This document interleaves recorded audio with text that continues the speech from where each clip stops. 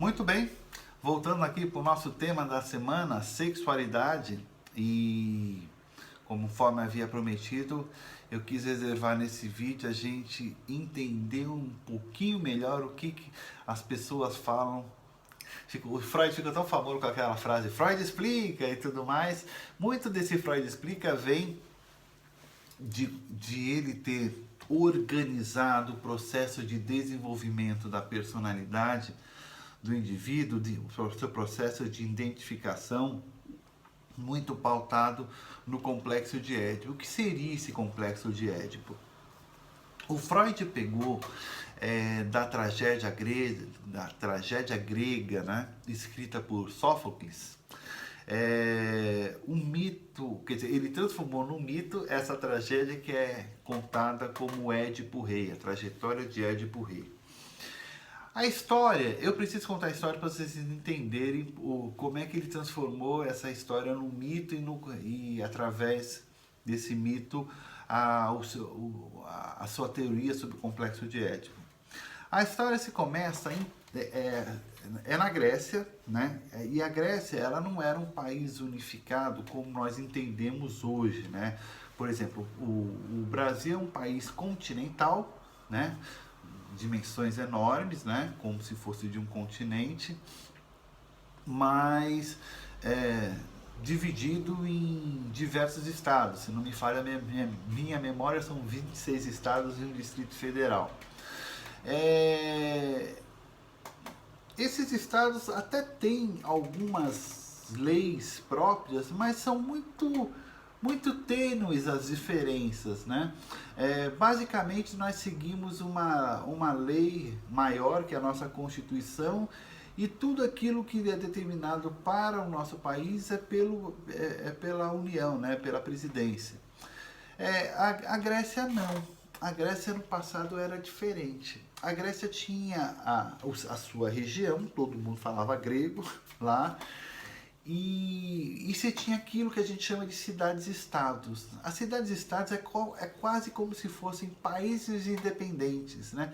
A gente pegasse a Europa, que tem países tão pequenininhos, né? E cada um tem as suas regras, suas leis e tudo mais. Era assim que era a Grécia. Então, Atenas era uma grande cidade-estado, tinha suas regras. Esparta era uma outra grande cidade, mas com regras totalmente diferentes. Enfim, todos falavam grego, tinha a mesma cultura, tinha os mesmos deuses, né, os famosos deuses gregos do Olimpo, tudo mais, mas eram muito independentes. Então, essa história de Édipo Rei, basicamente entre a parte que eu vou contar, basicamente são duas cidades-estados, Tebas e Coríntio. Essas duas cidades-estados eram grandes cidades, né? Tinha uma certa distância entre elas, mas em Tebas havia um rei chamado Laio e uma rainha chamada Jocasta. E eles estavam um tanto quanto infelizes, porque eles não tinham filhos. E eles precisavam ter filhos para ter herdeiro, né? Senão ia cair na mão de qualquer um. E eles foram consultar, o Laios, né? Foi consultar o oráculo, que era como se fosse um sacerdote de previsão, né? Quando as pessoas vão na mãe de santo, no astrólogo, no tarólogo, então lá era o oráculo. E eu falei assim, e aí, como é que fica essa história? A gente vai conseguir passar esse nosso reino para a geração seguinte, a minha esposa vai ter filhos e tudo mais. Aí o oráculo fala assim, olha, vocês vão ter um filho, só que esse filho vai matar o pai e vai desposar a mãe. Aí o Laio fala assim, olha, eu quero ter filho, mas não quero ter tanto assim, né? Não quero ter esse destino. Mas, enfim, dito e feito, o oráculo estava certo, a Jocasta, ela engravidou, mas o Lais ficou com aquela coisa na cabeça, falou assim, não vou morrer não vai rolar. E aí ele falou assim, eu vou matar essa criança. Só que na hora de matar a criança ele não teve coragem, né? Ele viu aquele ser todo frágil e tudo mais, e ele chegou pro general dele, né, pro capitão, enfim, falou assim, dá um fim nessa criança. E aí deu a criança lá pro general, lá pro capitão, e falou para a esposa que tinha morrido. Bom, o capitão, vou falar lá capitão, né? Porque general acho pouco provável que vá querer fazer essas funções mais pérfidas, né? Vamos lá, o capitão, ele pegou a criança e na hora de matar ele falou assim, ah não, não dá, não tenho coragem, eu tenho filho, tenho esposa lá em casa, não vou fazer uma coisa dessas e tudo. E aí vai ser bom, mas eu não posso também desobedecer o rei, porque também ele é o rei, né? Como é que eu faço, né? Aí ele foi pedir orientação para os deuses e veio com essa ideia. Eu vou pregar essa criança numa árvore. Se os deuses quiserem, salvam ele. Se eles não quiserem, não tem nada a ver comigo. Eu deixei na mão dos deuses, né? Bom, ele pregou a criança pelos pés na árvore e foi embora. E aí está nas mãos de Deus, dos deuses, né? Os deuses do Olimpo. Naquele momento, estava saindo de Tebas uma caravana. Não, uma caravana não, uma carroça, né? Aqueles vendedores de bugiganga, né? Que na verdade vendem de tudo, né? Vendem lâmpada, vendem tecido, comida, enfim. Estava passando ali um mercador e aí ele ouviu algo se mexendo lá à distância, achou estranho, deixa eu ver direito, e começou a ouvir um barulho, e aí viu, era uma criança, meu Deus, olha só, deixaram uma criança aqui pregada, tudo mais. Tirou o prego da criança, viu que ela estava chorando demais, cuidou, e falou assim, eu vou ficar com ela porque essa minha vida ela é muito sofrida e eu quero ter uma companhia e tudo mais. E foi caminhando com ela. Bom, ele foi para uma outra cidade chamada Corinto, né? Coríntio, é isso? Corinto. E era padrão, né, do bom comportamento, quando você chega, uma carroça, né, uma caravana aí de mercadores chega numa cidade, primeiro você vai até o rei. Por quê? Porque você precisa, seria uma falta de ética, né? Você vender para as pessoas e o rei quer saber o que tem e vai ficar com o resto. Não, você oferece primeiro o que você tem de melhor ao rei, ele escolhe e o resto fica para os outros nobres ou para o resto da população. Então ele chegou na cidade, foi diretamente visitar o rei. E o rei começou a ver lá a prataria, né? Os objetos e tudo mais, e ouvindo um barulho lá de criança chorando. Assim, o que está acontecendo aí? Por que essa criança não para de chorar? Aí eu falei assim, porque eu encontrei essa criança quase que no deserto, pregada pelos pés e tudo mais. E eu peguei para que ela não morresse e me fizesse companhia. O rei já era um senhor de idade, né? E a sua esposa ainda não tinha gerado um herdeiro. Eram pessoas muito boas, mas tristes, porque estavam vendo a possibilidade do fim do seu reinado, né? Não ter continuidade. Então ele fez uma proposta para o cidadão. Pessoal, olha, vamos fazer o seguinte. Eu te proponho o seguinte acordo. Eu compro tudo que você tiver nessa carroça, tudo. Pago assim, ó, na lata, assim, em ouro, o que você tiver aí. Mas você deixa essa criança comigo e vai embora das minhas terras e nunca mais volta. Mas eu vou te pagar, vou comprar tudo e pagar em dobro, assim. Era uma proposta irrecusável. Aí o cara assim, caramba, vendedor, vou comprar uma vila, vou, né, comprar um carro da hora. Bom, enfim, ele sentiu que ele tivesse ganho na loteria e aceitou a proposta, deixou a criança e foi embora. E eles resolveram então dar o nome na criança de Édipo. Esse nome é muito importante, que vai ter a ver aí com uma situação mais no futuro. E aí foram embora e essa criança, que ela basicamente recém-nascida, foi criada como filho legítimo daquele casal, né, que era rei de Coríntios, né? Bom, ele foi criado por os melhores professores, né? melhores professores gregos, né? Então você imagina que era o melhor da cultura, ele era treinado pelos capitães de guerra, enfim, ele tinha uma educação de um príncipe, né? Que ia se tornar rei. Quando ele fez 18 anos, era tradição, né? Como se fosse um. Eu vou falando 18 anos como se fosse uma ideia, uma adaptação aí minha para a gente compreender melhor. Mas assim, ele estava entrando na fase adulta e foi fazer aquele processo de ritual da sua cidade. E uma delas era consultar o oráculo. E aí foi perguntado qual é o meu futuro, né? Aqui eu sou destinado. E o oráculo falou o seguinte: olha, seu futuro é matar o seu pai e desposar a sua mãe. O Édipo ficou desesperado. Mas como? Eu amo meu pai, amo minha mãe, mas não nesse nível, né?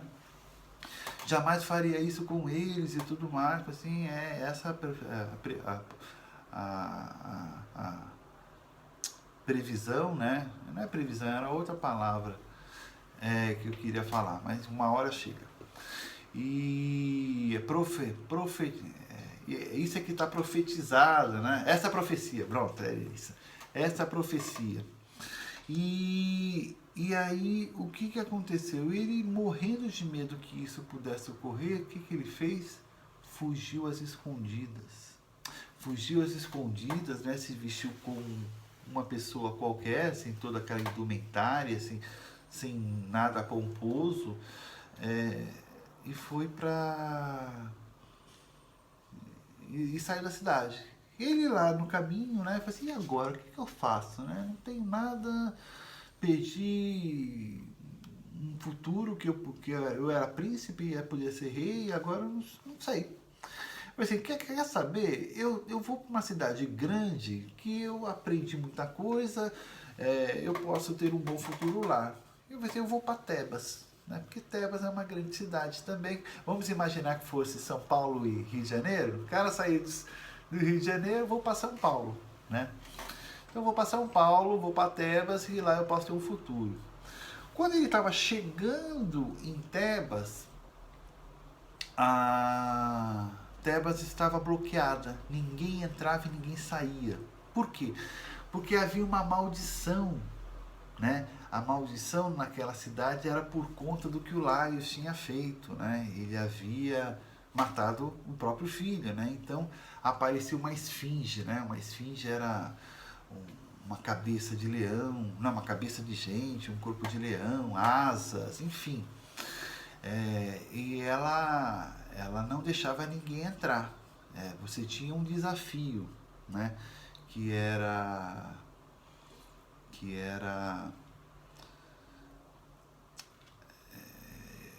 decifrar o enigma da esfinge. Bom, ele estava indo para Tebas, ele ainda não sabia dessa esfinge e tudo mais, mas ele já falou assim: agora eu vou ter um futuro lá em Tebas. Perto de chegar em Tebas, o que aconteceu?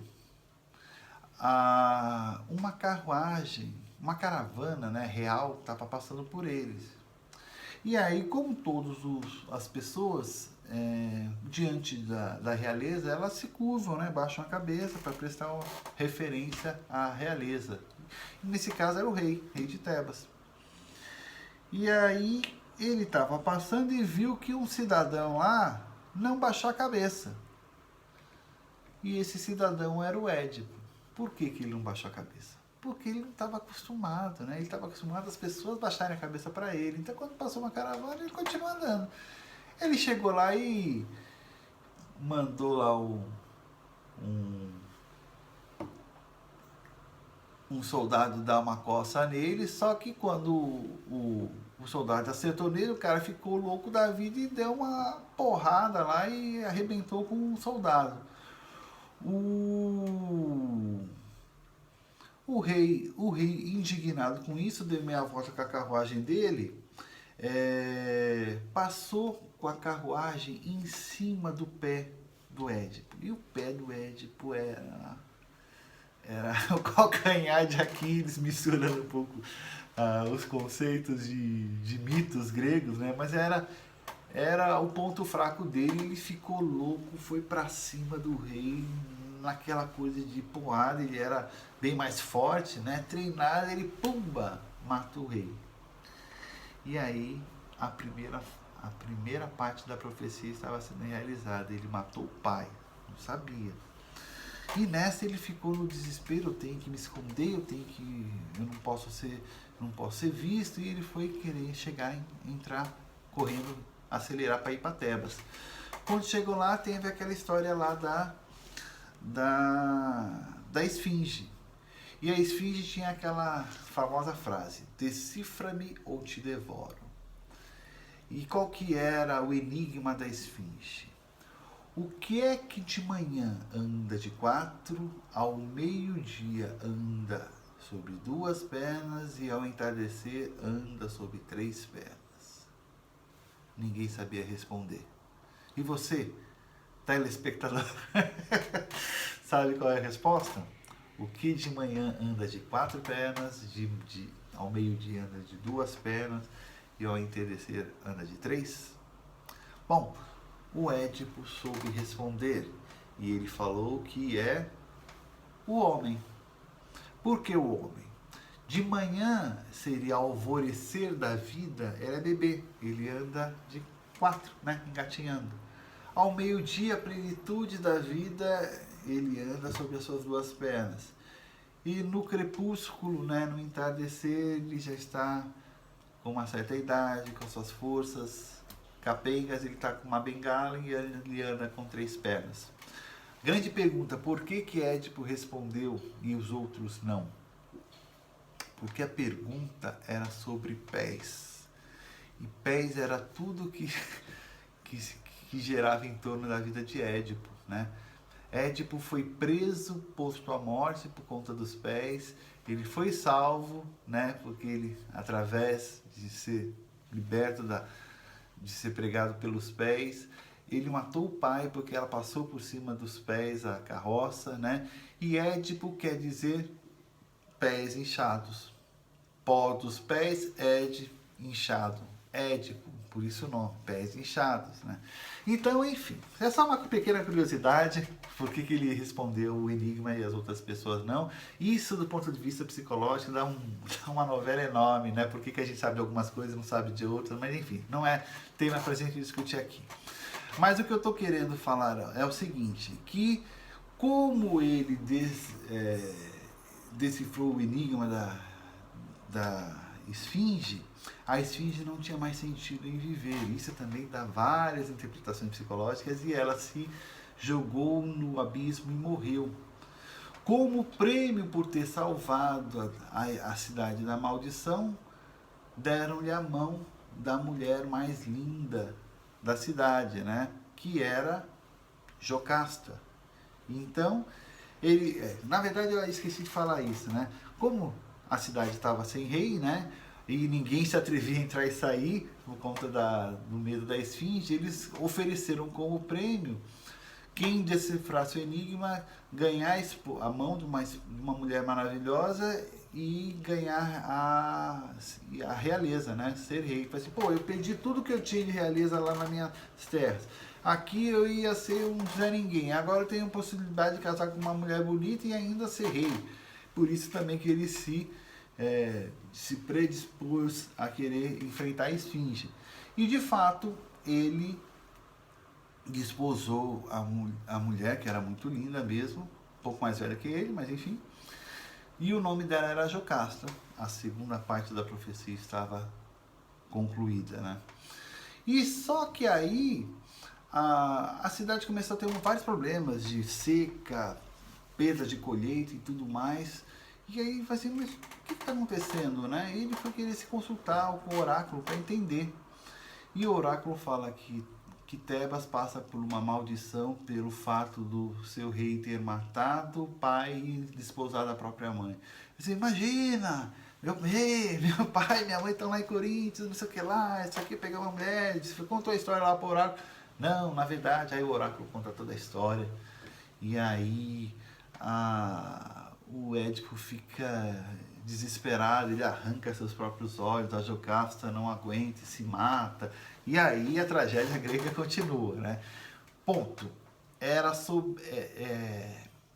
Esse é o mito do Édipo. Eu vou interromper aqui porque senão fica muito difícil para que a gente possa postar esse vídeo no canal do YouTube. E aí eu vou contar para vocês o que o Freud pegou essa história, esse mito, e acabou se transformando em grande base para a sua construção da teoria da personalidade, denominado de um complexo de Édipo, ok? Então, aguarde o próximo vídeo.